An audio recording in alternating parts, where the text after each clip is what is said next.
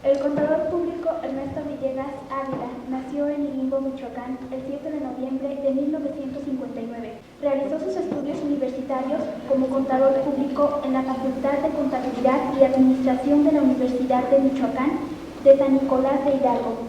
Estudió la materia fiscal con especialidad en planeación fiscal en la Facultad de Contabilidad y Administración de la Universidad de Guanajuato en la generación 1993-1996. Actualmente se encuentra elaborando su tesis de titulación con el tema Consolidación Fiscal. Además realizó diversos cursos sobre la materia fiscal, así como de técnicas para hablar en público. Como docente es maestro invitado en las universidades Centro Universitario de Educación Contemporánea, Universidad del Valle de México, con la materia Seminario Fiscal, maestro en el Instituto Michoacano de Estudios Fiscales AC del módulo Planeación Fiscal. En sus actividades profesionales es auditor encargado en Coppers & Lybrand, despacho Roberto Casas Alatriste, S.C.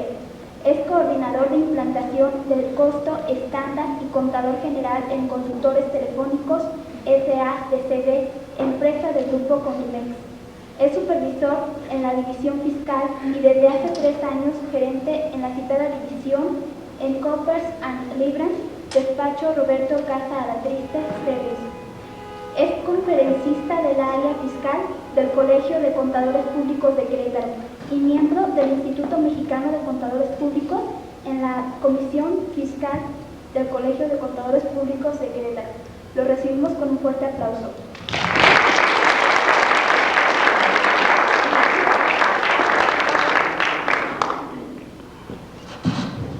Muy buenas tardes.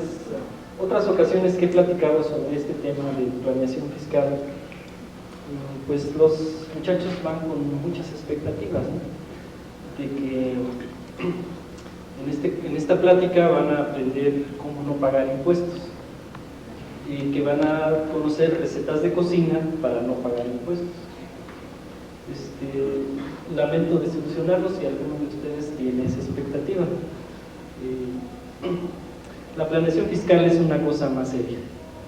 Es cuestión de conocimiento, de experiencia, de tener de conocimiento de diversas leyes fiscales, mercantiles, civiles, experiencia que va uno adquiriendo con el tiempo. Yo exactamente en el área fiscal tengo 4 años, aunque desde chiquito me gustaba lo fiscal, desde que salí de la escuela. Pero sin embargo, como dijo la señorita, hubo un tiempo en que no me dediqué a esto. Estuve como auditor en el despacho Roberto Casa Alatriste, después estuve en Condumex, donde me tocó estar como contador general y anteriormente en el sistema de costo estándar. Regresé al despacho y hace 4 años, ya había estado anteriormente pues como auditor, y de hace 4 años regresé directamente al área fiscal, ¿no? Bueno, así es que la experiencia pues son 4 años, no son muchos. Va a haber algunos temas de los que no puedo profundizar mucho, pero sí les voy a dejar bien claro qué es la planeación fiscal. Con eso creo que nos daremos por satisfechos, ¿no? Bueno, planeación fiscal, como les decía, no son recetas de cocina, no es cómo no pagar impuestos, o sea, no está exclusivamente dirigida a obtener un beneficio fiscal. La planeación fiscal debe estar referida a operaciones reales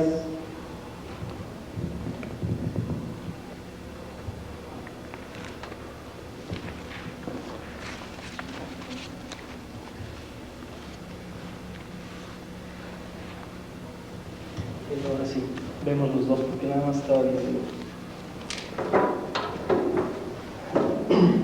La planeación fiscal está referida a operaciones reales de negocio que tengan un objeto determinado, no exclusivamente a la obtención de un beneficio fiscal. Es decir, primero debe haber un objeto de negocio, una razón de ser, y sobre esto vamos a a buscar la estrategia más adecuada para tener la menor carga fiscal. O sea, no es de que de un negocio busquemos nada más cómo no pagar impuestos o cómo obtener el mayor beneficio fiscal. Siempre debe de haber una razón de negocio.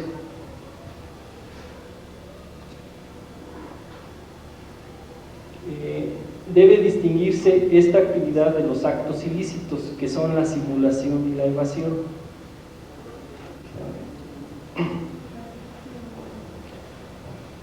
Si recordamos qué es la simulación y la evasión,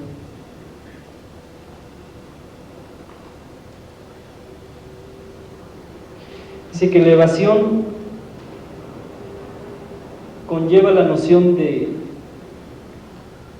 desobediencia de una obligación perfecta, es decir, que estando claramente expresada en la ley una obligación, no la cumplimos, la dejamos de cumplir y dejamos de pagar impuestos. Esto es evasión, esto no es planeación. Ahora, la simulación es cuando el acto, cuando el hecho no tiene nada de real, es decir, que todo es inventado. Estaríamos hablando de una simulación absoluta. Hay también simulación relativa, que es cuando el acto, algo, aunque sea poco, tiene de real, ¿no? Les decía que por eso no puedo agarrar el micrófono.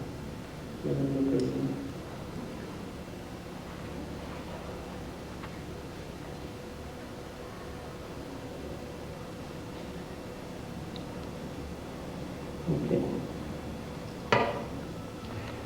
Bueno, pues vamos a hablar de lo que es y de lo que no es la planeación fiscal. Lo que es la planeación fiscal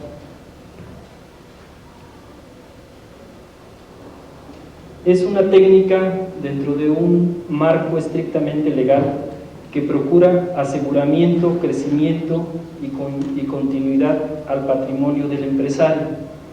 Es decir, si el empresario nos está confiando a nosotros como expertos fiscales su patrimonio, su negocio, entonces debemos de tener un pleno conocimiento y una certeza de lo que es la planeación fiscal.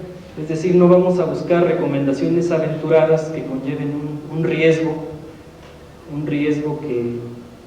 que a todas luces sea la defraudación o la omisión de impuestos, ¿no? Entonces, es un proceso creativo, no tiene límites.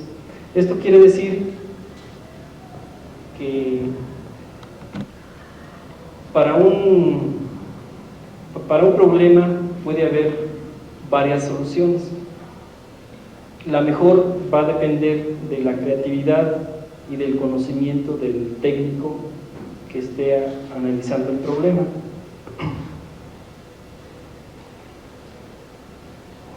Depende ya lo decíamos, depende de la capacidad técnica y creativa del experto fiscal, y que tiene por objeto evitar perjuicios económicos y en consecuencia obtener beneficios económicos. Eso es la planeación fiscal. Lo que no es, ya lo decíamos, no es una simulación de actos, debe generarse en cada fase con un sentido de negocio. Me van a disculpar, en esta parte teórica no me la sé de memoria, estoy leyendo, no los veo a ustedes, pero más adelante vamos a cambiar de técnica, ¿no? La planeación fiscal es una actividad legítima que responde al derecho de libertad de trabajo y de contratación. Es decir, hemos llegado a escuchar que la planeación fiscal es ilegal, que está prohibida. Quizás nuestras autoridades la han confundido con la evasión, o quizás la han confundido con la elusión. Y la elusión, desde el punto de vista de beneficios fiscales, consideramos que está permitida. O sea, la eludir es irse por otro camino es buscar cuando un hecho generador de una obligación tributaria no está previsto en la legislación fiscal, por no estar previsto, buscamos pues la manera de que, como no está regulado o correctamente regulado, pues buscamos ese beneficio para pagar menos impuestos. Es eludir, es evitar. Entonces, esa es la ilusión. La planeación, finalmente, la planeación fiscal consiste en el análisis, diseño e implementación de las operaciones existentes para realizar un negocio o llevar a cabo una operación o grupo de operaciones con el fin de lograr que la carga fiscal sea la mínima posible.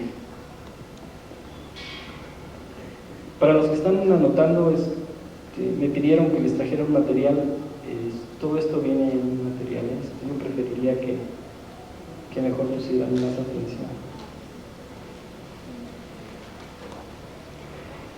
La planeación fiscal es también diferir el pago de los impuestos, o sea, pagarlos en un futuro.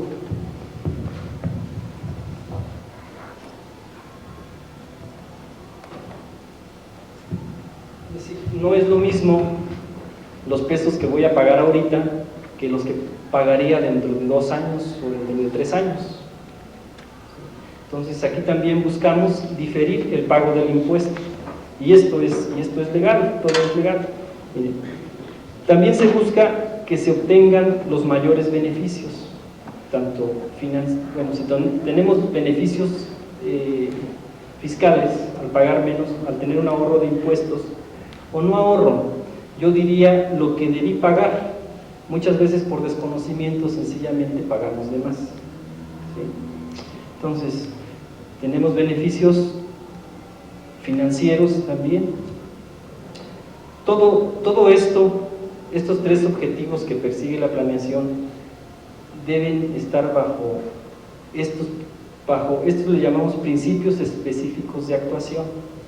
Todos estos principios de actuación deben de estar basados dentro de un marco estrictamente jurídico.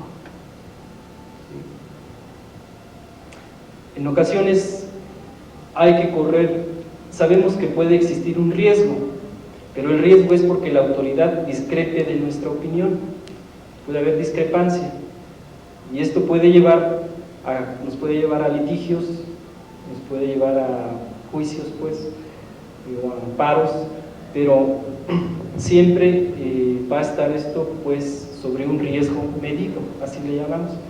Para saber cuándo tenemos un riesgo, cuándo o de qué tamaño es, pues es sano obtener la opinión de un especialista, por ejemplo, de un abogado en materia fiscal, de un abogado en materia laboral o de un abogado en materia mercantil. O sea, recomendación es que sea un especialista, o sea, no un médico general, sino un especialista. Bueno,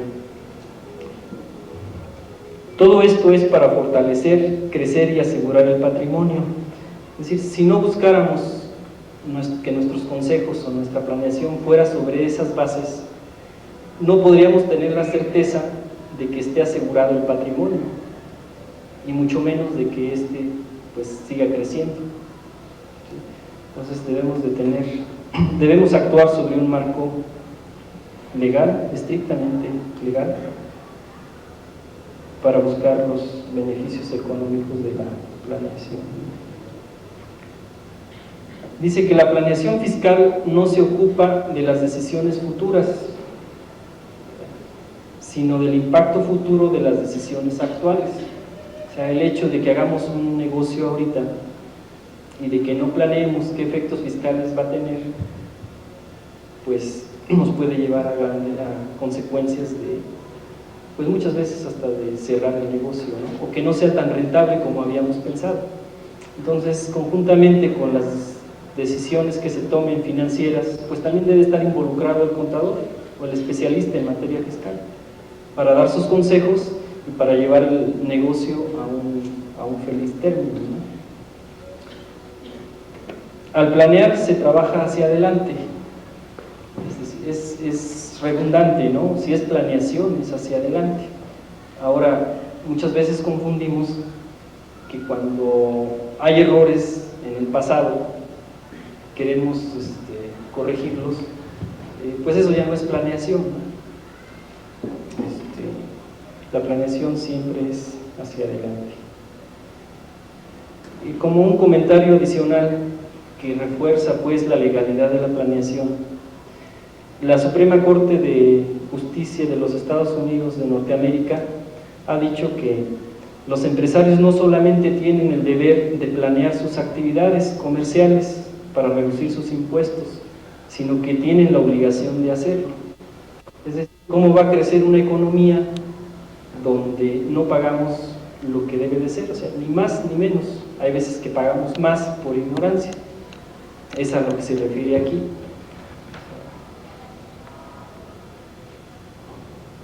Bueno, ya vamos a terminar con la teoría. Les decía que no son recetas de cocina, y para mí está bien definido los puntos en donde podemos, o las herramientas que contamos, o las figuras que tenemos para poder hacer la planeación fiscal.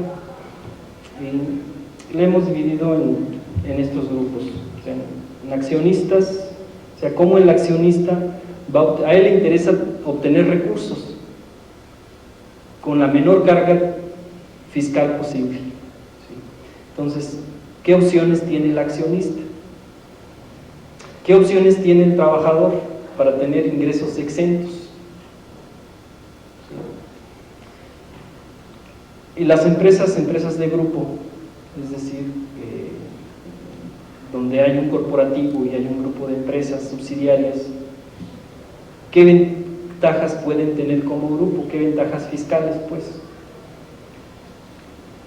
Y finalmente después tenemos otro grupo que son otro apartado que son los ingresos, o sea, cómo diferir la acumulación del ingreso, cómo generar más deducciones.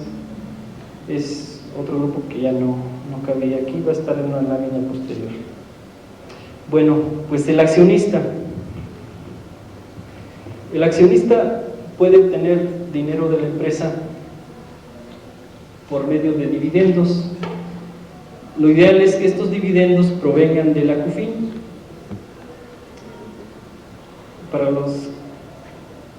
¿Hay alguien que no sepa qué es la CUFIN? ¿Alguien más? Bueno, todos los demás son expertos. La CUFIN es la cuenta de utilidad fiscal neta. Lo voy a decir como asumiendo que nadie la supiera, ¿no? La cuenta de utilidad fiscal neta, o sea, es la utilidad que ya pagó impuestos. Ahora que ya se generó esa utilidad que ya pagó impuestos, pues se la puede llevar el accionista sin que le cause a la empresa un impuesto adicional, porque ya fue pagado, ¿sí? El impuesto sobre dividendo es a cargo ¿de quién? ¿De quién? No, de la empresa. De la empresa. ¿Mandé? Es de la empresa.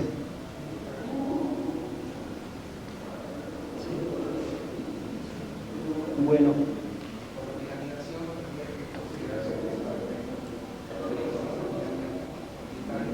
Sí. O sea, quien tiene que hacer la retención es la empresa, el terreno. Sí. Okay, bueno. Los reembolsos de capital, o sea, ¿cómo puede obtener el accionista efectivo? Bueno, pues a través, que no le cause impuesto, a través de regresarle capital. ¿Sí? Esto es la cuenta de utilidad, la cuenta de capital de aportaciones, es la famosa CUCA. La cuenta de capital de aportación debe de ser superior al capital contable, ¿sí? O sea, capital social más utilidades, pérdidas. La cuenta de capital de aportación debe ser superior al capital contable. En la medida que sea superior, estamos retirando capital y no utilidades. No sé si me explico. ¿Sí? Entonces, lo que sea reembolso, un reembolso efectivo, pues evidentemente no va a tener ninguna carga fiscal, simplemente pues está retirando sus aportaciones, ¿no?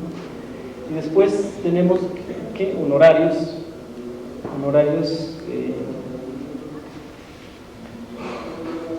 que pudieran estar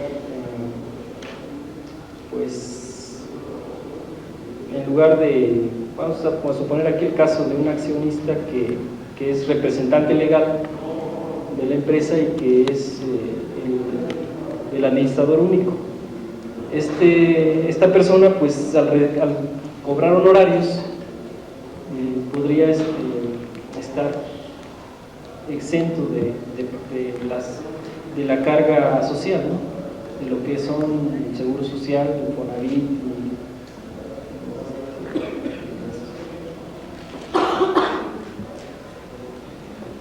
Ahora, los honorarios pudiera ser que también tuvieran una carga fiscal menor a lo que serían los dividendos. Los dividendos tienen una tasa del 34%. Bueno, nos pasamos a los trabajadores. Los trabajadores pueden obtener ingresos exentos. Es decir, cuando contratamos a servicios personales subordinados, puede ser de que en lugar de otorgarle un sueldo regular que le va a generar una carga fiscal, podemos otorgarle prestaciones de previsión social que estarían exentas hasta ciertos topes. Hay prestaciones, sabemos que hay prestaciones de previsión social que son en base al salario mínimo, por ejemplo el fondo de ahorro, todas las prestaciones del artículo 76 fracción sexta y del 24 fracción 12 que se refieren a becas educacionales para los trabajadores, sus hijos, donde entran los famosos vales de despensa. Todos estos están topados en función al salario mínimo, ¿sí? Entonces estarían exentos hasta esos topes. Pero también tenemos ingresos o prestaciones de previsión social que son ilimitadas. Por ejemplo, los gastos médicos mayores, bueno, los gastos médicos, los gastos funerarios, esas son prestaciones de previsión social ilimitadas. Entonces, para trabajadores, principalmente obreros que tienen sueldos bajos, pues estas prestaciones pueden resultar muy atractivas y no generar una carga adicional para el trabajador. Bueno, una carga adicional para el empleador por Seguro Social, Infonavit, ISAT, y para el trabajador también en cuanto a impuestos sobre la renta y Seguro Social. Bueno. Después, ropa de trabajo. Regreso ahorita a lo anterior. Ropa de trabajo. ¿Por qué Emilio Archundia, que tiene su despacho, no hay aquí en tu despacho, porque si no te la van a hacer efectiva? Bueno, que les diera como prestación a sus trabajadores, ¿sabes qué? Te voy a pagar poquito, 1,000 pesos son en efectivo, 2,000 en conocimientos y 1,000 van a ser en trajes, para que vengas bien alineado siempre. Entonces, esos trajes que es necesario, porque en el despacho pues hay que tener cierta presencia, cierto prestigio, ¿no? Entonces, pues todos deben de ir bien presentados.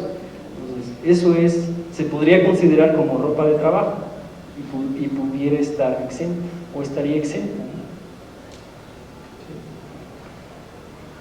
Por ejemplo, herramientas de trabajo, sea un ejecutivo, bueno, con esto de los autos utilitarios, pero a un gerente le asignamos un automóvil, de mérito de su sueldo, claro está, pues le vamos a pagar gasolina y demás, reparaciones, le vamos a evitar un desembolso pues a él, y ese gasto va a ser deducible. Claro que ustedes me van a decir que los automóviles utilitarios sí está muy limitado por esa situación, pero también tenemos el beneficio del decreto, o sea, que de un automóvil que puede ser asignado a un ejecutivo con una deducción hasta de un 71%, nada más, ¿sí? Y no tiene que ser utilitario, ni tiene que estar guardado en un lugar en particular. ¿Sí saben por qué es el 71%? Porque son 5 días hábiles de la semana, de lunes a viernes, entre 7 días de la semana. O sea, ya le están descontando el sábado y el domingo, ¿sí? De ahí viene el 71%.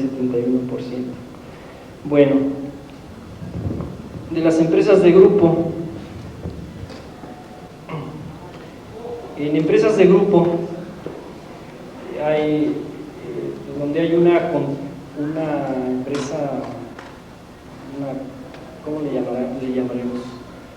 Es una controladora o una holding, una casa matriz que tiene inversiones en varias empresas, subsidiarias o afiliadas. Bueno, aquí es donde podemos hacer la consolidación fiscal.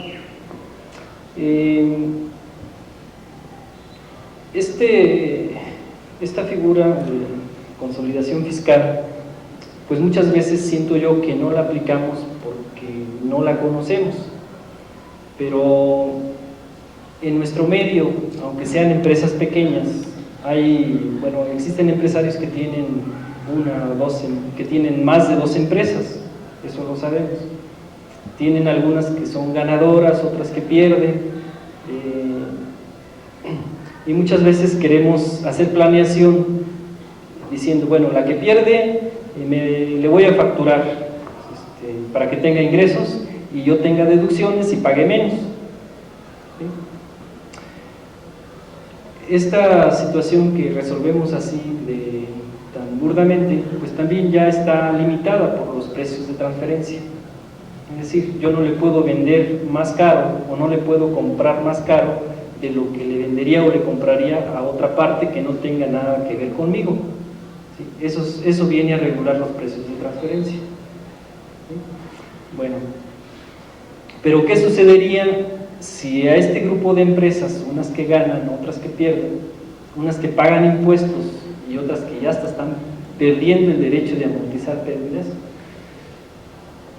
¿Qué pasaría? O sea, aquí no se requiere que las empresas sean de determinado tamaño, sencillamente que sean poseídas en más del 51% por otra empresa, por la controladora, para que pueda llevarse a efectos la consolidación.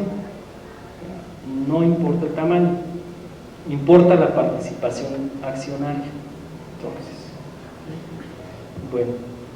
Entonces, ¿qué vamos a hacer en la consolidación fiscal? Vamos a sumar los resultados fiscales o las pérdidas fiscales de todas las empresas, y sobre esa suma vamos a determinar el impuesto, un impuesto consolidado, tanto para ICR como para impuesto al activo. No sé a qué tanto detalle me tenga que ir, pero no tenemos un rotafolio. Bueno, eso es así de sencillo, ¿no? Sumo en proporción a la tenencia accionaria, o sea, la empresa A, que tiene el 90% de las acciones en la empresa B, C y D, va a sumar los resultados de estas empresas en esa proporción, en el 90%, y va a determinar un resultado fiscal consolidado. el resultado fiscal, donde van involucradas utilidades o pérdidas. Va a determinar un resultado fiscal consolidado o una pérdida consolidada, que es susceptible de amortizar en ejercicios futuros. ¿Sí? Lo que no se puede amortizar aquí contra la consolidación son las pérdidas históricas que ya traía cada una de esas empresas. ¿Sí? Esas pérdidas van a poder ser amortizadas contra los resultados fiscales de cada una de ellas, pero no contra los de la consolidación. Esto es, si la empresa B tiene una utilidad en el ejercicio de 100, pero trae pérdidas acumuladas de 200, entonces me voy a traer 100 y el resultado fiscal a consolidar va a ser 0, ¿sí? Finalmente. ¿Sí? Bueno, hay algunas otras operaciones que hay que eliminar, que son operaciones interempresas. ¿Sí? Esas hay que eliminarlas, hay que sacarlas de la consolidación, pero es así de sencillo, ¿no? Suma aritmética en función a la proporción accionaria de los resultados de cada empresa. ¿Sí? Entonces, fíjense, los pagos provisionales, estas empresas controladas, ¿sí?, son las que son poseídas por otra empresa en más de un 51%. Estas empresas que le vamos a llamar controladas, la controladora es la que consolida, es la que gana, pues, la que tiene las ventajas de esto, porque cada empresa ya, si en el porcentaje que consolida, en ese porcentaje va a mandarle impuestos a la controladora, ¿sí?, y el otro 10% se lo va a entregar al fisco, lo va a pagar, ¿sí? Bueno, entonces resulta de que si hay una empresa muy ganadora, como en un caso que me tocó ahora en estos días, donde estábamos haciendo una consolidación fiscal y hay una empresa que gana mucho, ¿sí? Una de las controladas tiene una utilidad, vamos a decir de cifra, ¿no? 100 millones de pesos tiene una utilidad esa empresa controlada, pero hay otra que perdió 80 millones, ¿sí? Fíjense, aquella que perdió 80 ya está perdiendo, antes de la consolidación ya estaba dejando de amortizar pérdidas sin ningún beneficio. Entonces ahora nos traemos esos 80 millones para acá, se los restamos a los 100 y nada más pagamos impuestos sobre 20. Fíjense qué maravilla, ¿no? Entonces esta empresa tuvo un beneficio por consolidar muy grande, además de que hay un doble beneficio en la consolidación, es decir, todo el dinero que me mandaron, pues yo nada más pagué 20, ¿no? Y la que tuvo utilidad de 100, pues me mandó 34 millones, y yo nada más iba a pagar 7 o 6 y medio. Entonces todo ese efectivo me quedó en mi circulante, y ya no se lo voy a regresar a la controlada, porque ella los tenía que pagar. O sea, en lugar de que los tenga el fisco, los tiene el grupo, para seguirlos reinvirtiendo. ¿Sí? Entonces, pues pensemos en esta figura, ¿no?, en la consolidación fiscal. Es muy sencillo. Hay empresarios, repito, que tienen más de 2 empresas. Entonces, pues no sé si fui claro en esto. ¿Alguna pregunta?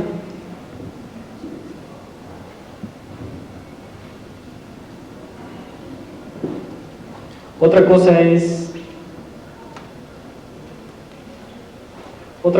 el registro contable de la consolidación fiscal.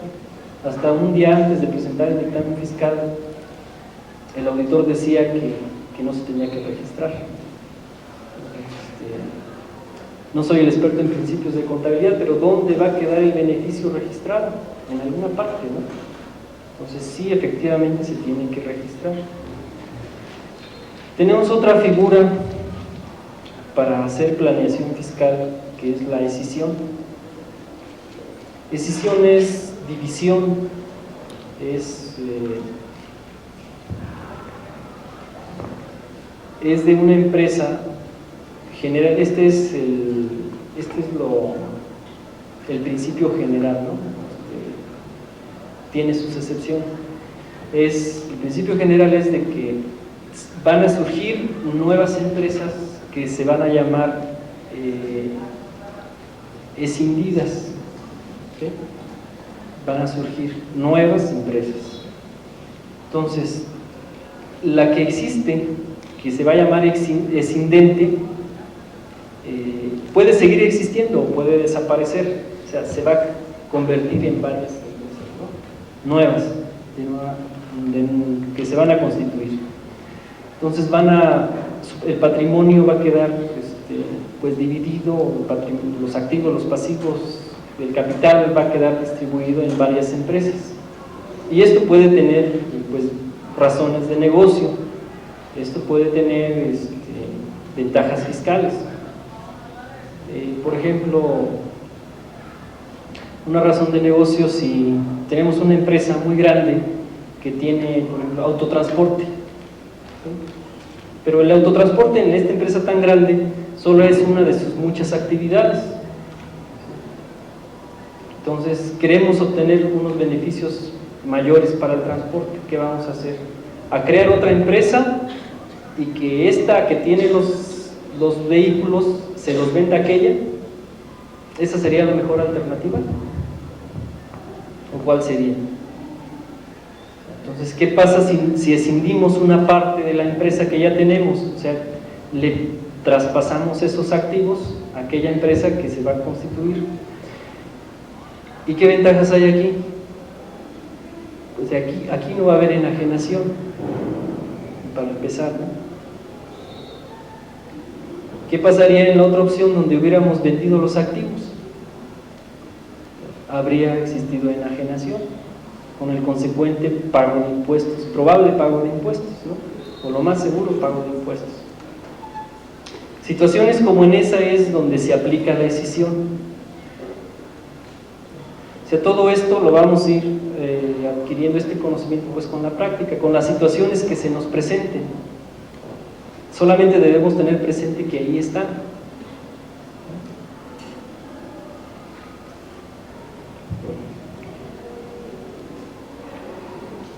Podríamos hablar de impuesto al activo en la decisión, de los pagos provisionales de impuesto al activo, dice R en la decisión, quién nos va a hacer, quién va a hacer los pagos provisionales, etc.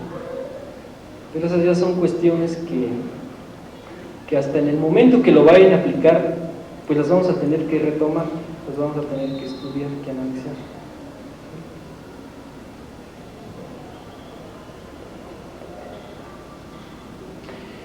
Otra figura, y es contraria a la escisión, es la fusión. La fusión es, en lugar de dividir, pues ahora es unir, ¿no? Fusionar. Con motivo de la fusión puede que una empresa que existe desaparezca porque se fusiona en otras, se fusionan varias empresas y desaparecen unas, o surge una nueva como consecuencia de la fusión. Es decir, hay un grupo de empresas y van a ser absorbidas por una tercera. Entonces se van a incorporar, pues se va a hacer la fusión. ¿Qué ventajas tiene la fusión? En estos dos casos, en caso de fusión, pues buscamos principalmente buscamos varias cosas, ¿no? En la fusión, en la escisión, me voy a adelantar un poco.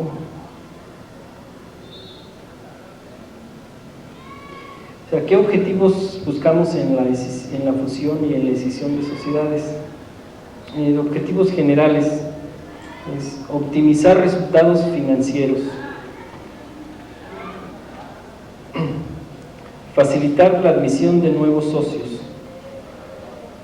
Es decir, por ejemplo, imagínense que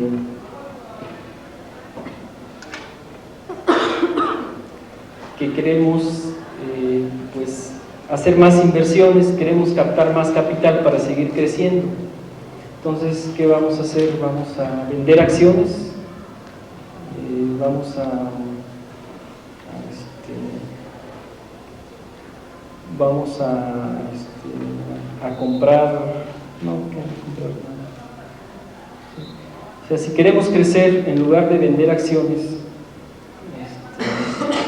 ¿cuál alternativa sería? Pues fusionarse, ¿no?, con otra empresa que tiene los recursos para poder seguir creciendo.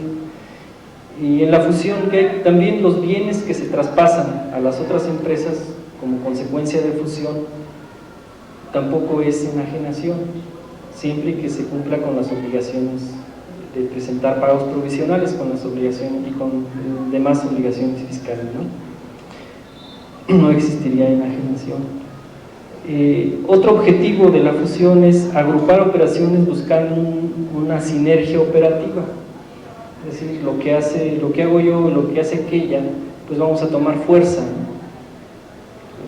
Vamos a fusionarnos.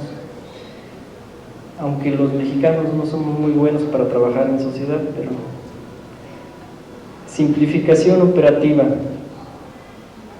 En la decisión puede ser ese caso, ¿no?, de que busquemos simplificar alguna operación, separándola, o también fusionándola.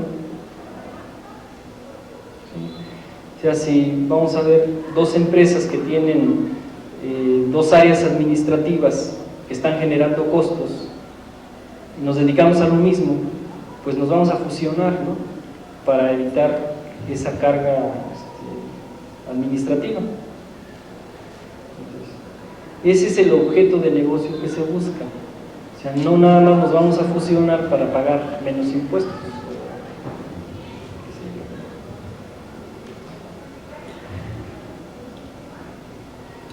La decisión, por ejemplo, en obtención de financiamientos, o en la decisión o en la fusión. O sea, el banco no me presta porque soy una empresa que no tiene el respaldo financiero. Bueno, si me fusiono con otra empresa que es financieramente más sana, pues probablemente ya nos van a prestar, ¿no? O si me van a otorgar un préstamo donde van a quedar grabados los activos de mi empresa, pues hago una decisión para que ciertos activos estratégicos no queden grabados, o por si acaso no puedo pagar en algún momento, ¿no? Entonces, esto es lo que buscaríamos con una fusión o una decisión. Las ventajas es que aquí pudiera no haber enajenación. ¿Sí? Una enajenación que nos va a significar un ingreso y un probable pago de impuestos.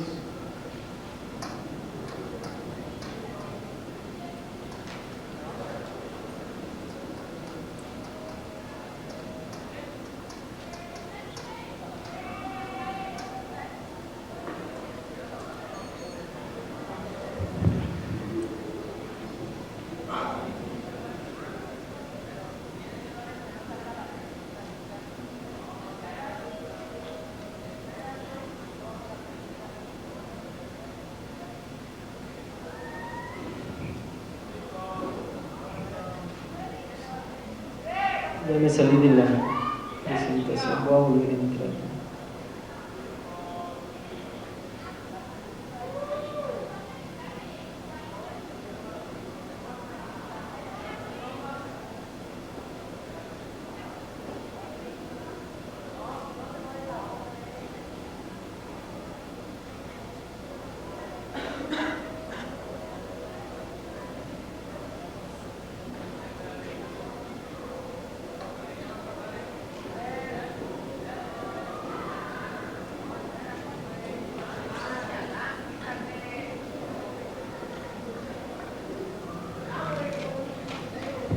Bueno, pues otra herramienta de planeación sería la asociación en participación, o sea, la AMP. Y este es un contrato que pues no tiene como tal, pues no puede tener personalidad jurídica. Los que van a responder ante terceros, incluyendo el fisco, pues va a ser el asociante. El asociante es el que se va a encargar de hacer pagos provisionales. En principio los asociados, que son la contraparte, pues no van a, los terceros ni siquiera se van a dar cuenta si se está trabajando bajo una AMP, ¿no? O se van a dar cuenta, pero no van a saber quiénes son. Simplemente el asociante que tiene una actividad comercial él sigue haciendo sus actividades, desarrolla el contrato de adhesión y participación y el público ni siquiera sabe, o sea, pasan desapercibidos los asociantes ante el público o ante los clientes. O sea, el que figura como responsable principal o primera línea pues es el asociante. Aquí en la asociación en participación buscamos como razón de negocio es aliarnos con terceros para realizar un negocio, ¿sí? Y no formar una sociedad mercantil, sino hacer operaciones de comercio, una o varias a través de un contrato. Es buscar pues otras gentes que tengan las herramientas o el equipo que necesitamos para hacer un negocio. Aquí vamos a determinar un resultado fiscal. El asociante lo va a determinar, va a tener una utilidad fiscal y le va a participar a cada uno de los asociados en una proporción, en la proporción que se haya dicho en el contrato de asociación y participación. Entonces el asociante y el asociado van a tomar esa parte de utilidad como un ingreso por actividad empresarial. Si es persona física será ingreso por actividad empresarial y lo va a acumular a sus demás ingresos si es que los tiene. Entonces los bienes que se aporten a este contrato o que estén afectos a este contrato puede ser que sigan siendo, se aportan con reserva de dominio, es decir, o puede ser enajenación también, ¿sí?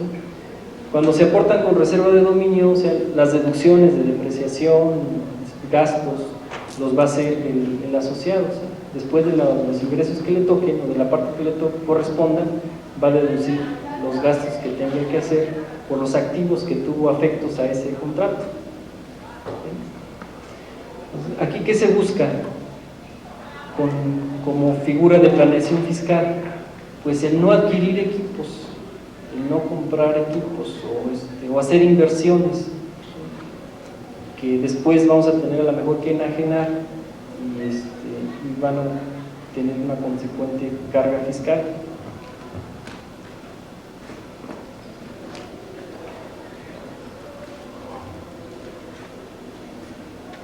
O sea, también si son personas físicas, no les iba a decir esto porque en la asociación en participación también estamos buscando la división del ingreso. O sea, puede ser que a menor ingreso, o sea, a menor utilidad, o sea, al dividir la utilidad sea menos impuesto. Quizás sea la estrategia principal que buscamos. Entonces, si es persona física con actividad empresarial, a él sí le aplica una tarifa proporcional, sino una tasa. Entonces, si dividimos el ingreso entre varios asociantes, entonces nos va a tocar una menor carga fiscal, ¿sí? Pero digo, no debemos buscar la asociación en participación con ese exclusivo fin, sino que debe de haber un fin de negocio, pues. No que yo tengo todos los bienes, en realidad soy el poseedor de todos los recursos y digo, bueno, voy a crear una ente con mis cuñados y con mis hermanos para dividir el ingreso y causar menos impuestos. No, eso no funciona así. Son para situaciones, la planeación fiscal es para situaciones de hecho y no creadas, no ficticias, porque si no, algo nos va a salir mal. Entonces sí vamos a estar quizás ante una evasión fiscal. Otra figura de planeación, otra herramienta de planeación fiscal es el fideicomiso. O sea, para los que buscan diferir el ingreso, pues esta es una herramienta bastante recomendable. Consideremos que dice el artículo 14 del Código Fiscal que no se considera enajenación hasta que no se designa fideicomisario distinto, ¿sí? Distinto del fideicomitente, del que aporta los bienes. Vamos a recordar que en un contrato de fideicomiso tenemos el fideicomitente, que es el que aporta los bienes al contrato, la fiduciaria, que es siempre una institución de crédito y que va a llevar la administración a través de un comité técnico o de un consejo técnico, y los fiduciarios, que son los beneficiarios de ese fideicomiso. Entonces tenemos las tres partes: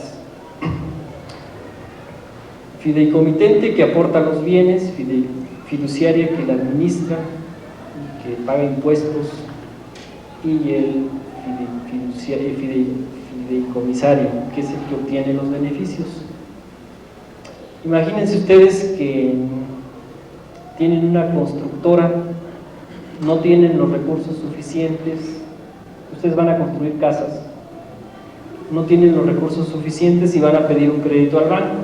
O sea, tienen una SADCB, piden un crédito al banco porque no tienen todos los recursos suficientes, un crédito que les va a costar un financiamiento, primero para que se los den, ¿no?, de entrada.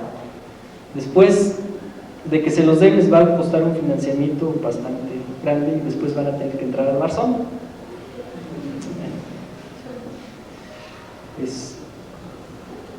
Eso tendría que hacer, obtener un financiamiento que sí van a pagar y no van a entrar al Barzón, para poder pues tener los recursos para construir las casas o comprar el terreno y hacer las casas. Entonces van a tener que pedir un financiamiento. Esa podría ser una manera normal de operar una empresa constructora, pero si sabemos que existe el fideicomiso, el contrato de fideicomiso, ¿qué se les ocurriría hacer? ¿De dónde vamos a obtener recursos?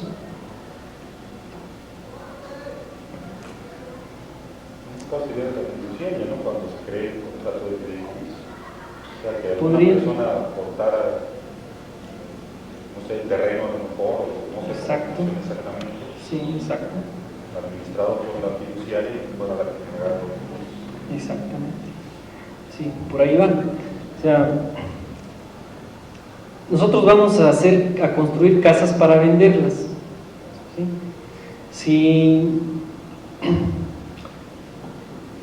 Si quienes nos van a comprar las casas los invitamos como fideicomitentes, es decir, todos los que el enganche, que nos van a entregar a cuenta del enganche, los anticipos que nos van a ir dando, ¿por qué no entran como fideicomitentes también y aportan conforme a este contrato, hacen su aportación al fideicomiso? Para nosotros para el contrato de fideicomiso ya no es la constructora, ¿sí? Es un contrato de fideicomiso creado profesamente con ese fin, el de construir esas casas, ¿sí? Ok, entonces los que van a comprar las casas están aportando al fideicomiso, ¿sí? El enganche, todo esto lo están depositando como fideicomitentes y son a la vez fideicomisarios, ¿sí? Bueno, entonces el dueño del terreno, vamos a suponer que fue la constructora SADCB, ella aportó al fideicomiso el terreno, ¿sí? Pero se requiere más efectivo, puede ser que el banco también sea fideicomitente y fideicomisario. Entonces todo este dinero que está entrando al fideicomiso y que se están haciendo las casas todavía no es enajenación. Va a ser enajenación hasta que se diga que se va a entregar la casa y se va a otorgar un crédito por el banco en su calidad de institución de crédito, no de fiduciaria, ¿sí? Se va a otorgar un crédito. En ese momento se está haciendo la enajenación, pero fíjense, ya terminamos de construir, ¿sí? Ya obtuvimos una utilidad. Esa utilidad es la que va a ir a la constructora SADCB o al banco o a otro fideicomitente, ¿sí? Pero hasta ese momento, hasta que ya tiene el ingreso, que ya tiene el dinero, ¿sí? Ustedes, bueno, pueden decir, la SADCB puede deducir todo el terreno que le hace que le estén dando anticipos, no importa, puede deducir todos los terrenos, ¿sí?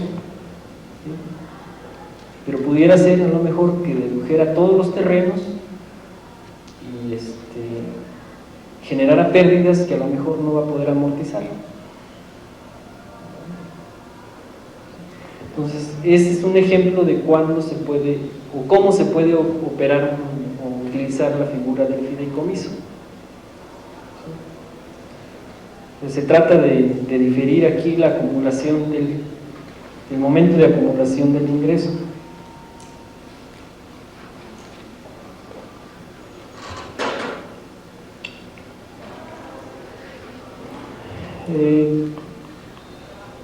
Buscamos también, como decíamos, diferir el momento de acumulación del ingreso. Pues puede ser, por ejemplo, en ventas en abonos, ¿sí?, que será hasta el momento de que, pues que se irá acumulando cada anticipo que vayamos recibiendo. Ese es un ejemplo. En deducciones podríamos decir, bueno, vamos a diferir el pago del impuesto, ¿sí? Voy a hacer compras, es algo tan burdo como esto, pero al fin de cuentas sería parte de una planeación en que yo dijera, voy a, para disminuir mi base gravable en utilidad fiscal, voy a comprar, voy a tener más inventarios. Entonces voy a generar menos base de ISR, o sea, cuidado ahí nada más con el impuesto al activo, pero voy a generar una base más pequeña de ISR superior, con un ISR a lo mejor superior que el impuesto al activo, o a lo mejor me conviene pagar, es lo mismo que pagar impuesto al activo o ISR a lo mejor, ¿no? Entonces, pues estoy difiriendo el pago del impuesto. O sea, es cierto que esos inventarios algún momento los voy a tener que vender, y cuando los venda no voy a tener deducción, y ahí es donde se va a generar la utilidad, y ahí es donde voy a pagar el impuesto. Pero no es lo mismo que sea hoy a que sea dentro de un año o dentro de 2 años, ¿sí?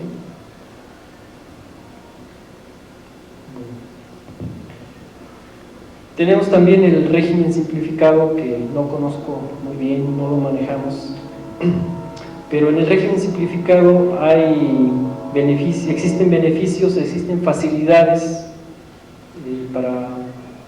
para comprobación, para tener gastos deducibles, por ejemplo en el transporte, en el autotransporte de carga federal, que nos reconocen ciertos gastos por kilómetro recorrido, por ejemplo. Se podemos hacer uso de todo, o en la agricultura, que tenemos otros beneficios para pagar menos impuestos. Entonces, en esos casos, es que en el régimen fiscal, pues también sabemos que mientras no haya retiro de efectivo, o sea, mientras no provoquemos que las entradas sean superiores a las salidas, pues no va a haber base de impuesto. Entonces también es una manera de diferir el pago de impuestos, ¿no? Nada más que cuidado, o sea, puede ser una bola de nieve, al igual que las compras, que estamos dejando de pagar impuestos sobre una base legal, estamos comprando y tenemos ya un inventario muy grande que al rato no sabemos ni cómo quitarlo de encima, ¿no? Entonces, sí debemos estar bien conscientes. Muchas veces el empresario no está consciente completamente de que, pues, ahorita con las compras no pagó impuestos, pero luego que vende, pues ya tampoco quiere pagar impuestos. Entonces tienen que buscarle otra planeación ahí, a ver ahora cómo se deshace de los inventarios, ¿no?, sin que pague impuestos.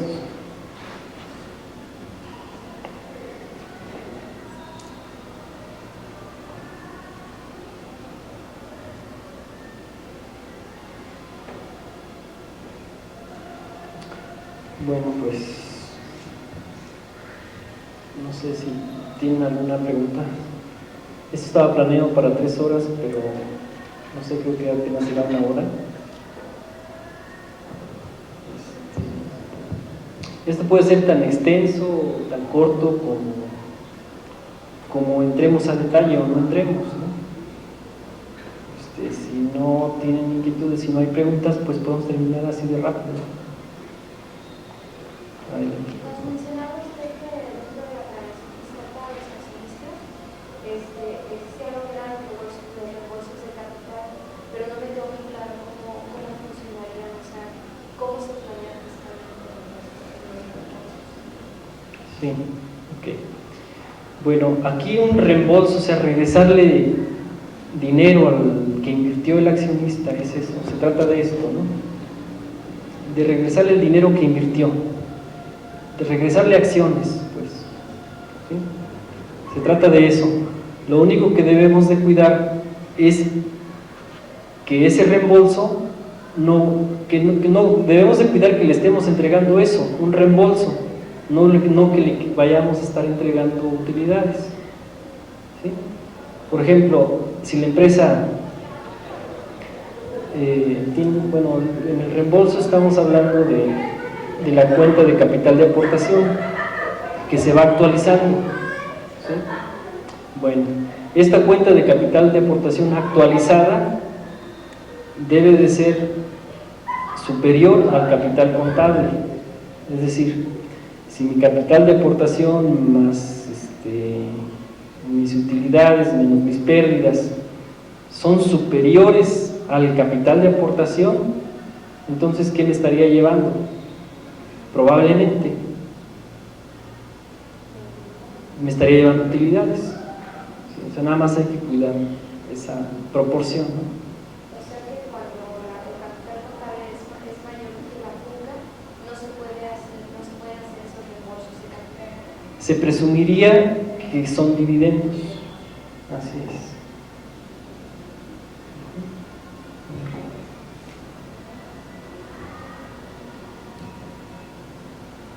¿Alguna otra pregunta? Cuando se da el fideicomiso en el tiempo que puso de la Constitución, ¿puede entrar en este caso para el gobierno? Bueno, es que se de unas constructoras, Sí. pues entonces, para ayudar a la persona, el gobierno hace una pequeña aportación. Sí. Ahí sí entra como fideicomisario del gobierno, o qué parte viene jugando. Pues si es aportación, diríamos que entra como que es fideicomitente, ¿no? No sé cómo funciona ese fondo al final. Si se vaya a descontar al sujeto acreditado, o se vaya a regresar al gobierno.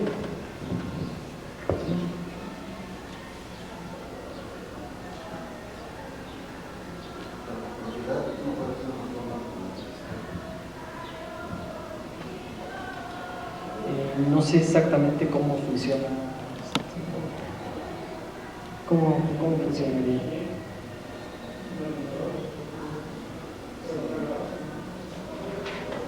¿Bien?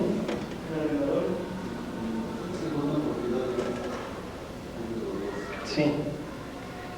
La copropiedad, bueno, estamos hablando de una propiedad que es de los dos, de una fuente de riqueza que explotamos. Si es de dos, el ingreso va a ser de dos. Entonces, si figuramos como copropietarios, entonces estaríamos dividiendo el ingreso, ¿sí? Estaríamos disminuyendo y en consecuencia, pues estaríamos teniendo una carga fiscal más pequeña, ¿no? O sea, eso es lo único que se me ocurre para lo que sirva la copropiedad. O sea, es eso.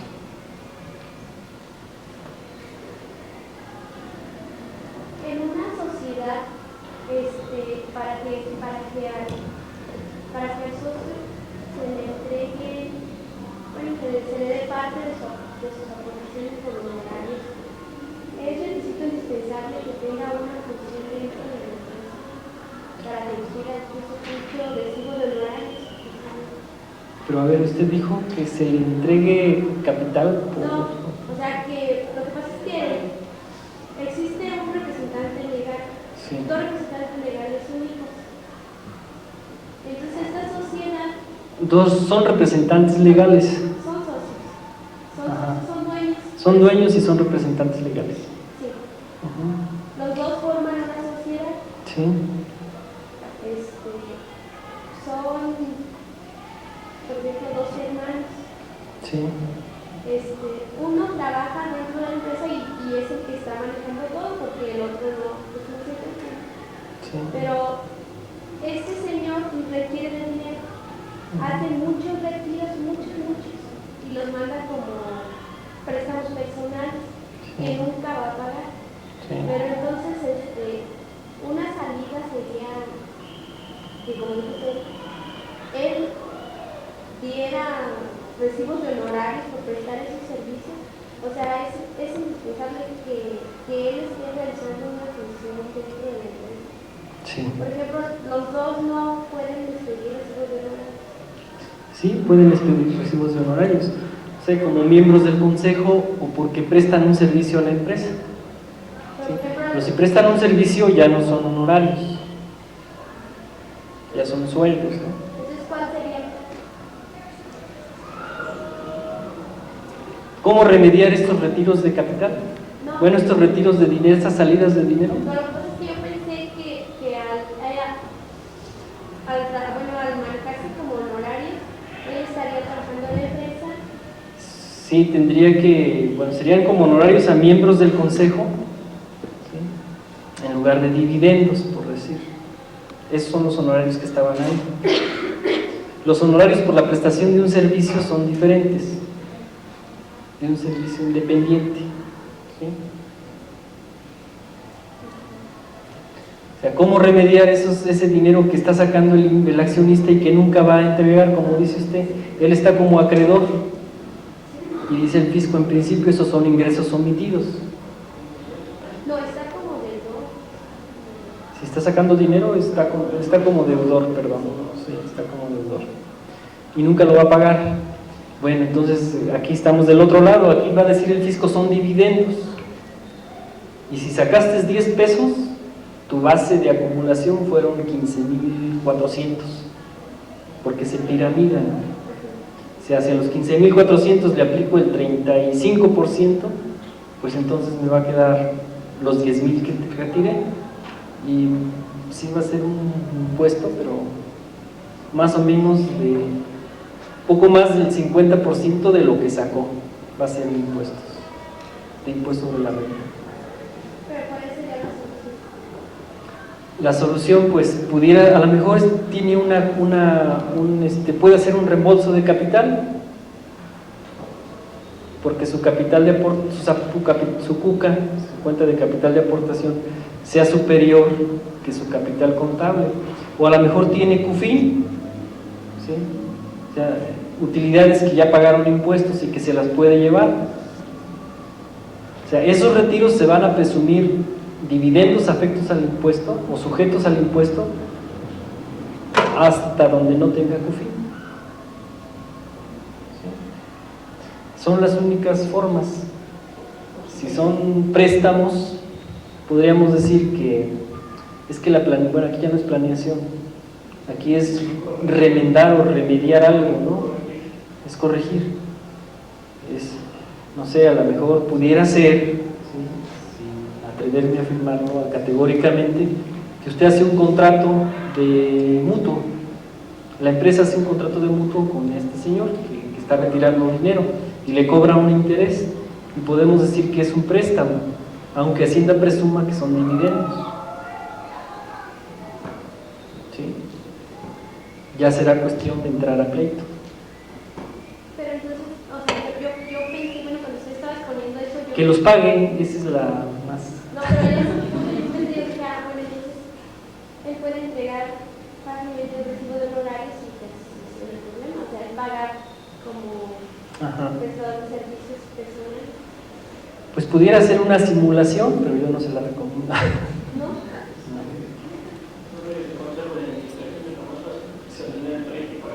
Exacto. Que no le cueste esa carga social, seguro social, se pudiera ser de que pudieran pasar como honorarios a miembros del consejo. con una retención mínima del 30%, y no del 50%, y no del 30 y tanto sobre una base piramidada, que a lo mejor viene dando lo mismo. Viene dando lo mismo, ¿sí? O sea, como honorarios, si lo vamos a dejar a efectos a impuesto sobre la renta, va a dar lo mismo, por honorarios, o casi lo mismo, por honorarios que dividendos. Entonces, buscar que haya cuca, que pueda haber un reembolso pues de capital, una disminución de capital, o que venga de utilidades. Pues es que la empresa nunca ha perdido, nunca ha ganado. Pero que por ejemplo, hay empresas que proyectan Tesla 5 Y es razonable, y puede ser razonable. Pues sí, pero entonces, ¿de qué se mantienen los accionistas o cuáles son? ¿O qué? O sea, yo como accionista pues mantenerme en el negocio, ¿no? Pero pues si yo si planeo pérdida, pues no voy a tener.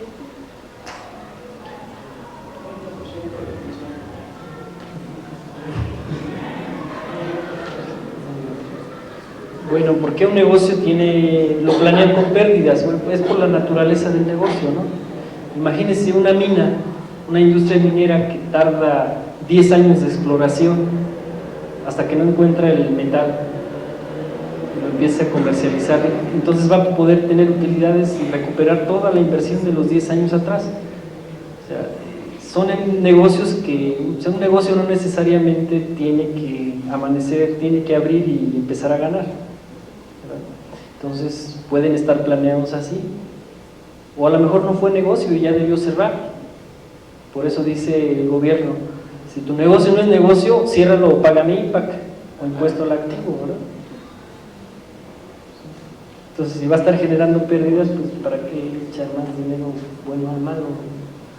Pero puede ser que así sea la naturaleza del negocio, ¿sí?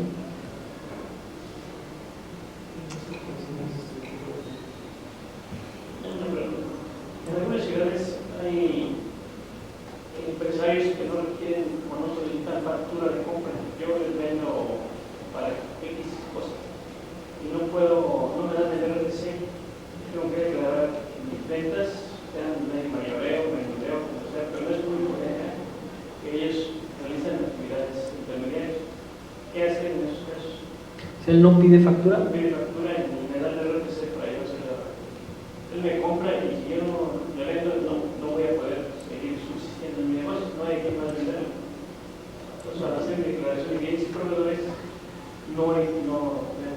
puede ser el 50% tengo clientes previamente identificados, pero el 50% de los ingresos debemos notar ventas de red mayoreo o de menudeo. Yo de todos modos declaré mis ingresos por las ventas que no tengo aquí en particular. esta empresa cumplió declarando todos sus ingresos. Bueno, pues para mí serían ventas al público en general, porque recordemos de que ¿cuáles son las ventas al público en general? Aquellas en las que no se traslada en forma expresa el impuesto, ¿no? Y yo no tengo ningún problema, porque el problema sería en que expidiera una factura trasladando el IVA sin tener el RFC. Entonces ahí sí tendría problema, ¿no? Pero en este caso la cuestión es, voy a declarar lo que dice el total del ingreso. sí. ¿Y cómo pagar el IVA sobre eso? No, a mí me pagan el IVA, yo le di el precio, incluido el IVA. Así es. Pero para efectos de declaración de IVA, dividí los ingresos. Así es. Y no voy a poner, voy a contar facturas o mejor dicho, ventas del día, una factura diaria. Y voy acumulando mis ingresos. Sí, esos ingresos tienen un IVA, ¿no? Soy una SA, Sí. Bueno, esos ingresos que fueron ventas al público en general tienen un IVA, nada más habría que separar el IVA, declarar el ingreso y declarar el IVA, ¿no? Pagar el IVA. No tengo ningún problema, el problema va a ser para esos clientes, no tienen deducciones. Pues sí, el problema es de ellos, que no tienen deducciones.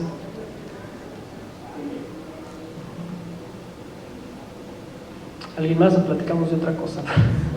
En el caso que estoy hablando sobre el grupo o corporación, ¿tendría que ser distinto a las controladoras o a la controlada, o podría ser misma la controlada que haga la consolidación fiscal? A ver, su pregunta es, ¿quién hace la consolidación fiscal? ¿Las controladas o la controladora? O sea, ¿puede hacerlo la controladora? Ajá. ¿O puede haber un grupo distinto que sea los dueños de todas las controladas? Bueno, la consolidación lo debe hacer la controladora. ¿Sí? No entiendo el resto de la pregunta.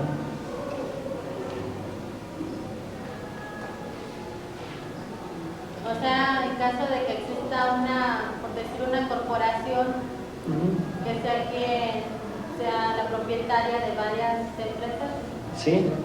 ella tendría que hacer la consolidación. Ella tendría que hacerlo. O sea, puede ser que haya una empresa de grupo que sea dueña de otras empresas, ¿sí? Pero esta empresa de grupo que es dueña de otras, a su vez es poseída por otra más grande, ¿sí? No sé si era lo que me quería preguntar. Bueno, la controladora va a ser la que posee a todas, ¿sí? O sea, puede ser que las posea directa o indirectamente, ¿sí? O sea, esa empresa de grupo que se quedó intermedia también es controlada, ¿sí? Nada más hay una controladora. Creo que por ahí iba su pregunta, ¿no? ¿Sí? Pero sí les quedó claro cuál es el objetivo de la consolidación fiscal. ¿Más o menos? Lo volvemos a platicar, ¿no? Más bien serían los ¿Vale? beneficios. No es necesario. Más bien serían los beneficios que trae entonces la consolidación fiscal. Los beneficios que trae. El beneficio que trae es que estamos determinando haz de cuenta, es un accionista o dos accionistas que al final de cuentas pues van a sacar dinero de diferentes bolsas para pagar los impuestos, o sea, diferentes bolsas como empresas tengan, ¿sí? Pero no están aprovechando las pérdidas que están teniendo otras empresas, ¿sí? Para ellos sacar menos dinero de sus bolsas. No sé si... O sea, al final de cuentas todo va a salir de un solo bolsillo, ¿no? Entonces, vamos a hacer que salga lo que deba salir, lo menos posible. O sea, los beneficios serían, como usted mencionaba, ¿no? Que era la suma aritmética de los resultados fiscales, por llamarlo así, de cada una de las empresas. O sea, compensar utilidades de una empresa con las pérdidas de otra. Así es, efectivamente. Para el menor desembolso de impuestos. Para el menor desembolso de impuestos. O sea, ¿qué sucedería si tiene una empresa que tiene una utilidad de 1,000, otra que tiene una utilidad de 2,000 y otra que tiene una pérdida de 3,000? En lo individual, y las tres son de usted, en lo individual 2 hubiesen pagado impuesto y una no, ¿sí? Pero si las junta, que tiene derecho a hacerlo, pues no desembolsa nada. Sí, es muy claro, ¿no? Sí, bastante claro y bastante sencillo hacerlo, ¿no? Por decir, en la sesión de difusión usted marcó mucho que no había enajenación y importación de eso, no había recibido su pago de impuestos. ¿Por qué no hay enajenación? Porque la fusión, su principio fundamental, es una sucesión universal de bienes. O sea, haga de cuenta que es una herencia. O sea, cuando su papá le va a dejar todos sus bienes, toda su riqueza, pues ahí no hay impuesto, ¿sí? Entonces, más o menos funciona igual en la fusión. Es una sucesión de todos los bienes. Y por esa razón se considera que no hay enajenación. cumpliendo con los requisitos de hacer pagos provisionales, demás, que dice la ley. Pero fíjense que a pesar de que es una sucesión universal de todos los bienes, si en la fusión traigo pérdidas fiscales por amortizar, cuando me fusiono con otra, pierdo el derecho a amortizar esas pérdidas. O sea, ¿por qué si la fusión es una transmisión universal de bienes y derechos? ¿Por qué, bueno, bienes y obligaciones? ¿Por qué ese derecho a amortizar pérdidas no me lo llevo? ¿Sí? O sea, no, está expresamente en la ley que no lo puedo hacer, pero considero que es inconstitucional. Se pierde el derecho a amortizar pérdidas. Solamente que en la nueva empresa con la que me fusiono tenga exactamente la misma actividad. Si tengo la misma actividad que en la que generé las pérdidas, entonces sí, me dice que sí la puedo amortizar. Pero si van a ser giros diversos, pues solamente podré quizás amortizar una parte pequeña. Cuando digo, la razón es de que si tengo una pérdida y es una transmisión, una sucesión universal, pues me voy a llevar todo, ¿no? Y a todo tengo derecho. ¿Sí? Ahora, si surge una nueva empresa con motivo de la fusión, no quiere decir que voy a tener también el periodo de gracia de 4 años de no pagar impuesto al activo. ¿Sí? Si aquella empresa ya estaba obligada, la que se fusiona, a la que se incorpora o la que surge, va a estar obligada ya. Y por ejemplo, en qué momento cuándo se cumple el momento en que debo empezar a pagar el impuesto al activo, pues eso nos podríamos llevar 3 horas fácilmente, ¿no?, en explicar eso. Y yo creo que si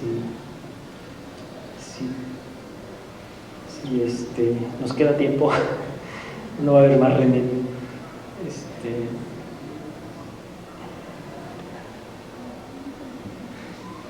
Cuando se hace una planeación fiscal, por primera vez se proyecta en los años en los que yo quiero ver, o cómo para el quiero saber en tiempo. Se proyecta los años que quiere ver. No, recuerde que la planeación fiscal no es sobre decisiones futuras, sino sobre las decisiones actuales, ¿no? O sea, ¿qué va a hacer ahorita? ¿Sí? ¿Qué actividad va a realizar? ¿Qué hecho generador de una obligación va a realizar? Sobre eso vamos a hacer la planeación fiscal, no sobre expectativas. ¿Mande?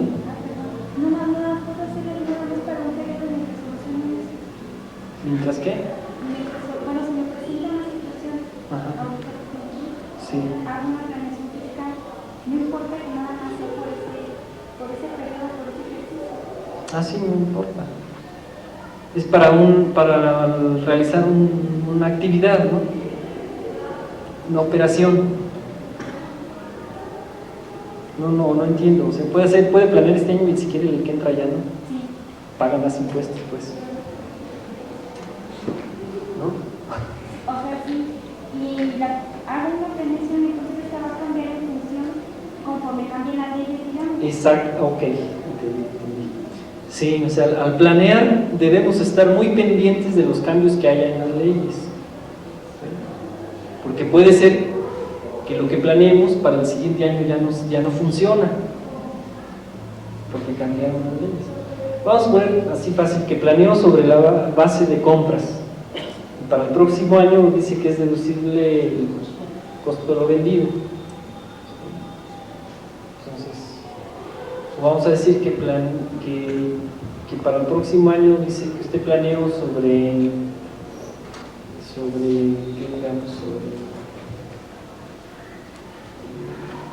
ventas en abonos, ¿no?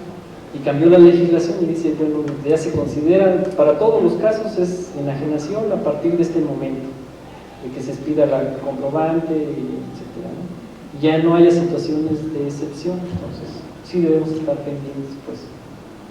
debemos estar revisando nuestras planeaciones o sobre las bases legales sobre las que planeamos. A propósito de reformas con el Congreso, como está conformado en este momento, ¿qué esperas para el fin de las reformas fiscales que está en vigor en el año? Uno pues será la misma gata pero revolcada. ¿O qué onda? Para prevenirnos. Bueno, pues de entrada creo que le dieron ya muchas vueltas a la reducción de la tasa del IVA, ¿no? Yo creo que esto trae aparejado pues otras situaciones o otros beneficios o otras concesiones, vamos a decir. Por ejemplo, pudiera ser de que dicen que la tasa de impuesto sobre la renta para personas físicas va a bajar 4 puntos. Yo no creo que por el hecho de que, pero volviendo al punto, yo no creo por el hecho de que ahora ya hay una pluralidad pues en una cámara, vaya a haber reformas de fondo a las leyes. Yo creo que sí es la misma, nada más que revolcada, porque pues los legisladores pues no toman, considero que no toman en serio su papel y que muchos de ellos pues no están capacitados para hacerlo, ¿no?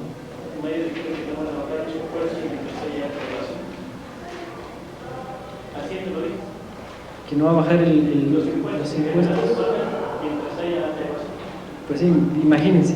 O sea, si esa es la manera de pensar de la Secretaría de Hacienda y la de los legisladores no es la de hacer que paguen más los poquitos que están pagando. Esa es su filosofía, puede ser, ¿no? Que paguen más los que están pagando, no les bajo nada. Entonces, ¿por qué no pensar en ampliar el universo de los contribuyentes y combatir la evasión de frente? O sea, al que no está pagando, pues vamos a revisarle y vamos a hacer que pague. Vamos a ampliar el universo de contribuyentes y entonces sí poder bajar los impuestos. Pero no, yo creo que eso está todavía muy lejos de suceder.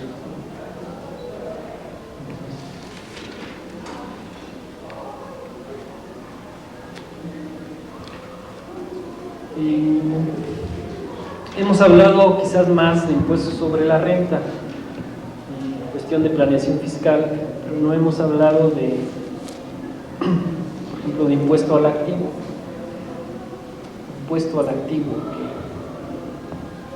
que pues tiene algunas complicaciones. Es una ley bastante corta, de 14 artículos más algunos adicionales, pero bastante, en algunos puntos algo complicada, ¿no? Por el 9º, por ejemplo, por el 8A, por el que nos dice cuál es el momento en que debemos empezar a pagar el impuesto. Esos son artículos bastante, más o menos complicados de esta ley. Pero ¿qué pasa cuando... O sea, ¿qué podemos hacer con el impuesto al activo? Yo creo que no es tan preocupante en qué momento debemos empezarlo a pagar, sino qué vamos a hacer con los pagos que hagamos de impuesto al activo. Yo creo que si establecemos una empresa, pues es con el fin principal de obtener utilidades, ¿no? Entonces, si ahorita estamos pagando impuesto al activo, quizás recuerden, precisamente ahí con el 8A, con el 9, que el día de mañana, cuando paguemos ICR, vamos a tener derecho a la devolución de ese impuesto. ¿Sí? Entonces, aquí hay que aprovechar la mecánica hay que ver el beneficio en qué momentos tenemos derecho a devolución de impuesto al activo, o sea, que no se nos vaya a olvidar o se nos vaya a quedar pues ahí una cantidad que teníamos derecho a la devolución y no lo hicimos, o que teníamos derecho a un acreditamiento adicional y no lo hicimos. ¿Sí saben, sí recuerdan cómo funciona? ¿Quieren que platiquemos sobre eso? ¿Cuándo genero un derecho a devolución y cuándo genero un derecho al acreditamiento adicional? Sí, bueno. En la ley, en el artículo 8A, 9, pues parece ser bastante complicado, pero en realidad es bastante sencillo, ¿no? O sea, ¿cuándo genero derecho a la devolución de impuesto al activo?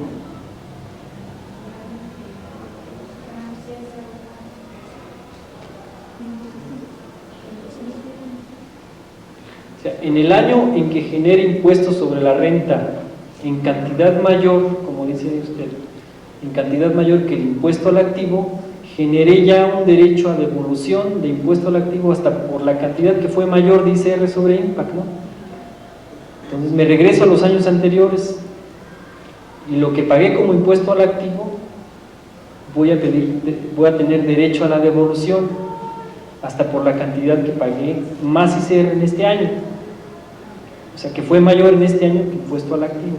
O sea, si en este año 96 el impuesto sobre la renta fue de 100 y el impuesto al activo de 80, o sea, ICR mayor en 20, entonces tengo derecho a la devolución de 20 de impuestos al activo que pagué en años anteriores, hasta 10 años atrás. ¿Sí?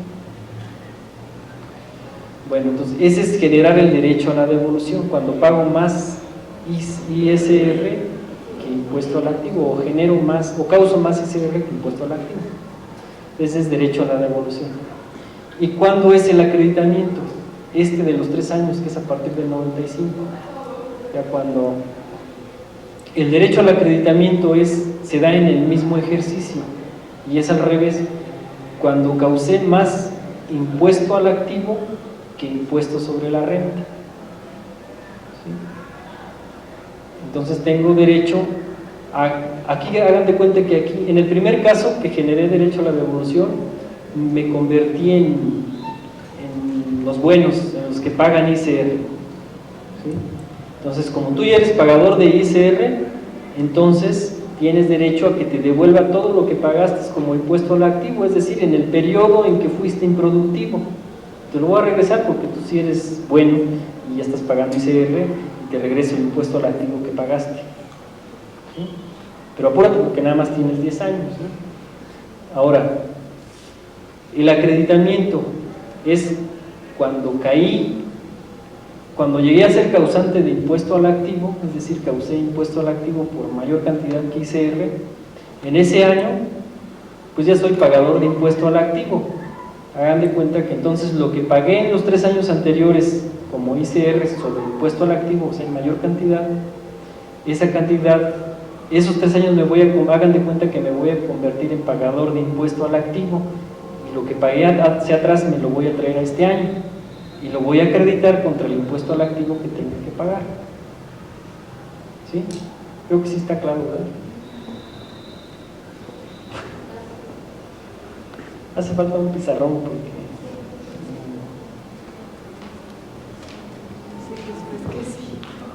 ¿Vale? Y si lo vieron así, ¿no? Más me vale. ¿Vale?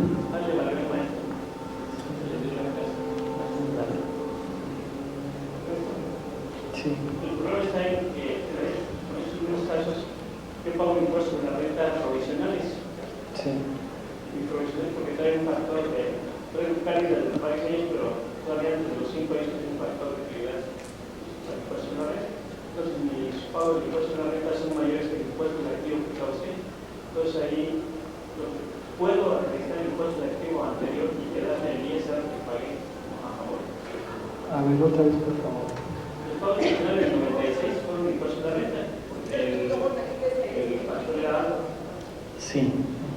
Pero al terminar mis resultados en el 96, Sí. mis resultados se perdieron. Entonces calculo mi impuesto al activo. Ok, entonces aquí vamos a hacer un alto. Generó un saldo a favor de ICR por los pagos provisionales. Pagué $1 millón de pesos de ISR de pagos provisionales. Todo es saldo a favor de $1 millón. Y causé $600,000 de impuesto al activo. Causó 600,000 pesos. ¿Cuánto pagó de pagos provisionales? $1 millón de pesos. 1 millón y causó 600,000 de impuesto al activo. Entonces, pero tengo pagado el impuesto al activo de los pesos anteriores. O a lo mejor no, que eran unos días de antes pagados en provisionales. Bueno, vamos a este ejercicio 96, donde dice que pagó 1 millón de pesos de impuesto al activo. Impuesto de la renta. De impuesto sobre la renta como pagos provisionales.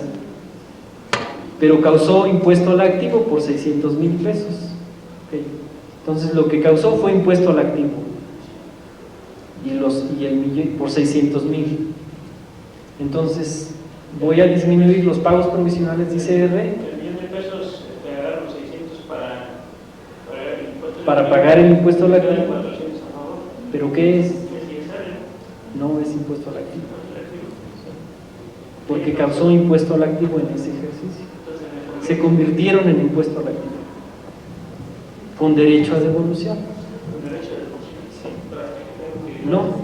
No, porque aquí viene de pagos en exceso. Y lo acredito como si fuera ISR para los pagos provisionales del 97. ¿Sí? Pero pagos de impuesto a la renta otra vez. Sí, vamos a ver como si fueran pagos conjuntos. ICR o IMPA, que les puede decir. Sí, considero que sí nos puede acreditar.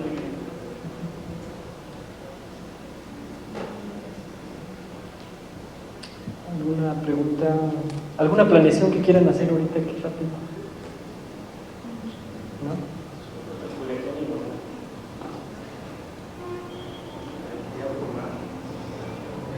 ¿No? Allá por marzo.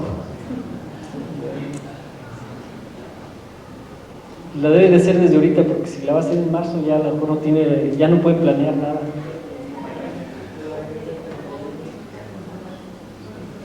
O sea, miren, como otros puntos que debemos de cuidar es, ya se acerca el cierre del ejercicio, es diciembre, ¿sí? Ya se acerca diciembre.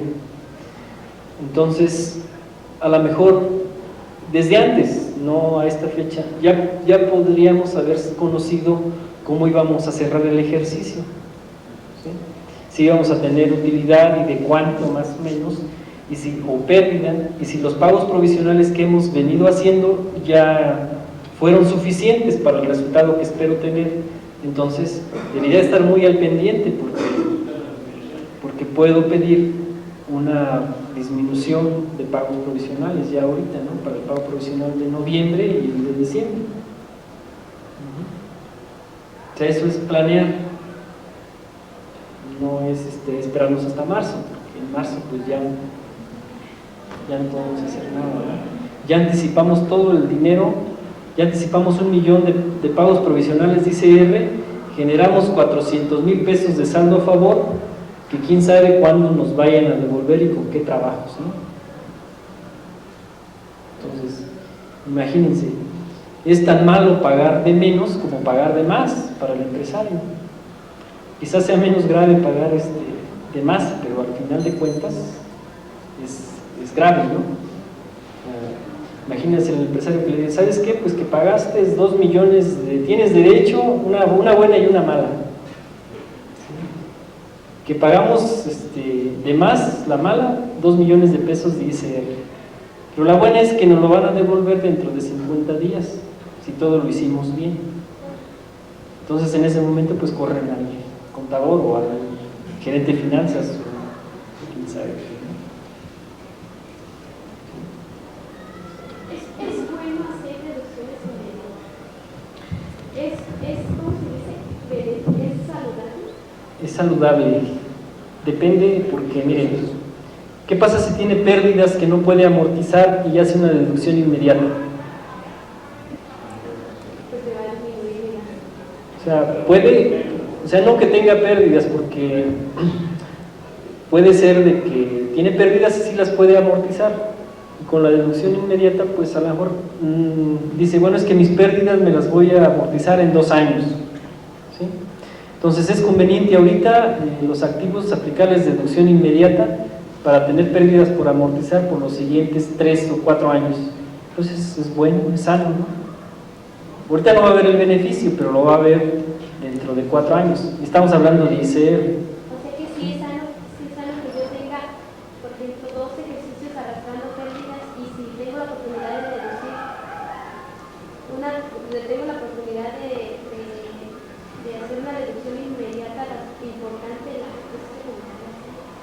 Sí, sí le convendría, y con mayor razón si tiene utilidades, ¿no? O sea, lo que busca, ¿qué son aquí? Aquí busca deducciones, eso buscamos en la planeación fiscal. Buscamos deducciones, pues una es esa. Como hablamos al principio de las compras, también es la deducción inmediata de los activos fijos. Las tasas son muy altas, o sea, no lo vamos a deducir al 100%, pero las tasas de deducción inmediata del 51 son muy cercanas al 100%, o sea, la diferencia que es por financiamiento del fisco hacia nosotros es muy pequeña, entonces sí conviene hacer deducción inmediata. ¿Sí? Tuve el caso recién de una empresa que importó mucha maquinaria para ampliar su planta y aplicó deducción inmediata, y recuerden el mecanismo que hay en relación al impuesto al activo. ¿Sí? ¿Sí saben de qué les hablo? Bueno, puede ser que yo sea causante, que genere impuesto al activo porque apliqué deducción inmediata y tuve pérdida fiscal. En consecuencia generé impuesto al activo. Pero ¿a consecuencia de que generé pérdida fiscal y no pagué ICR? De la deducción inmediata. Entonces debemos, para comparar la utilidad que hubiese obtenido de ICR contra la base de impuesto al activo, o contra el impuesto al activo más bien, debo darle efecto como si no hubiese, para esa comparación debo hacerla como si no hubiese aplicado deducción inmediata. Entonces, por aplicar deducción inmediata, que resto una diferencial de las tasas, o sea, ¿cuántas apliqué de deducción inmediata? El 90%, por ejemplo, y la tasa normal era el 25%. La diferencia entre esas tasas, la diferencia de impuesto entre esas tasas, la resto del impuesto al activo, y generé un saldo a favor de impuesto al activo bastante considerable. Entonces ahí fue doble el beneficio, ¿no? A un negocio que inicia es bueno que haga la deducción inmediata de los activos. Pues depende cómo le pinte el panorama hacia adelante, ¿verdad? O sea, porque podemos estar generando pérdidas que a lo mejor no vamos a poder amortizar. ¿Sí? O sea, hay que cuidar nada más eso.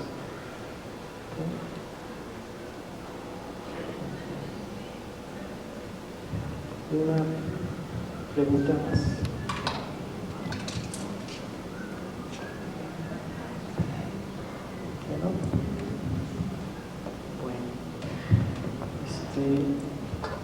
Tengo un material donde vienen algunos casos prácticos que si hubiésemos puesto un caso práctico de, por ejemplo, de consolidación, nos habríamos llevado 3 horas, pero bueno, la mayoría de ustedes son estudiantes, quizás eso hubiese sido muy bueno, poner algunos casos prácticos. Me dijeron que iba a haber además de ustedes iba a haber otras personas que pues no necesariamente tienen conocimientos de impuestos, entonces para ellos iba a ser muy tedioso, muy aburrido. Es decir los conceptos, entonces las herramientas que hay, que quede más o menos, que quede claro cómo y cuándo deben aplicarse, de lo que la planeación fiscal no son recetas de cocina, sino que cada situación va a depender en cada situación va a tener una solución diferente. No podemos decir con esto te vas a componer todo, con esto van a pagar menos impuestos, pues no, porque puede suceder que estemos dando la receta equivocada. Entonces, es conocer las herramientas, es darnos cuenta de que la planeación fiscal es una técnica perfectamente válida, que está pegada a derecho, y pues debemos evitar el perjuicio o el menoscabo del patrimonio de nuestro cliente, o de nuestra empresa, ¿no? Si es el caso, no buscando soluciones que o arreglos que nos digan que vamos a pagar menos impuestos y que al final de cuentas traiga como consecuencia hasta la pérdida de la libertad. Pudiera ser así de grave, ¿sí?, por delitos de defraudación fiscal. Entonces, pues, yo terminaría con esto. Nada más les digo que aquí se les va a quedar este material, que es de lo que estuvimos hablando, de las figuras que estuvimos hablando. En cada situación que ustedes las quieran aplicar, tendrán necesariamente que profundizar, como lo hacemos nosotros muchas veces. O sea, la mayoría de las veces, si voy a hacer una fusión, pues tengo que volver a estudiar si le aplica en consecuencia, si le aplica incluso una fusión o no le aplica. Yo tengo que volver a estudiar qué figura o qué herramienta es la que voy a aplicar. No es que siempre le vaya a aplicar una en este caso. Pero practiquen la consolidación fiscal, se puede, ¿no? O sea, no es cosa de, a lo mejor se oye un nombre muy rimbombante, pero pues no, o sea, no tiene mayor complicaciones. Así como tampoco lo tienen la fusión, la escisión, quizás sean trámites más de abogados que nuestros, ¿no? De un especialista fiscal quizás sea su mayor aportación sea que esa es la estrategia adecuada, pero el trabajo más pesado pues va a ser del abogado, acuerdos de asambleas de fusión y demás. Entonces pues yo daría con esto terminada mi plática, si no tienen alguna otra pregunta.